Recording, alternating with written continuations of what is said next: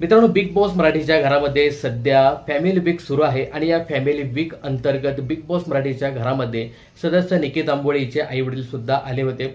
बघा, निकी तांबोळी हिने बिग बॉसच्या घरातील सदस्य वर्षाताई उसगावकर यांच्यावरती खूप आरोप लावले होते। पूर्ण सीझनभर खूपच त्रास दिला, त्यांची लायकी काढली, त्यांच्या मातृत्वावर भाष्य केलं, तुम्हाला मी अजिबात ओळखत नाही, बऱ्याच काही गोष्टी बिग बॉसच्या घरामध्ये घडून गेल्या। आता या सगळ्यावरती निकी तांबोळी यांच्या मातोश्री हिने वर्षाताई उसगावकर यांची मनापासून माफी मागितली। यासोबतच वडिलांनी सुद्धा वर्षाताई यांची मनापासून माफी मागितली आणि हे दोघेही सांगताना दिसतात की वर्षाताई, तुमचे आम्ही अगदी स्ट्रगलच्या दिवसापासून फॅन आहोत। वडील तर सांगत होते की वर्षाताई, मी जेव्हा मुंबईला आलो होतो तेव्हा अक्षरशः थिएटर बाहेर लाईनीत तिकीट घेऊन तुमचं मी नाटक पाहिलं, एवढा मी मोठा फॅन आहे आणि माझ्या मुलीकडनं जे काही तुम्हाला अपशब्द वापरले गेले त्यासाठी मी मनपूर्वक माफी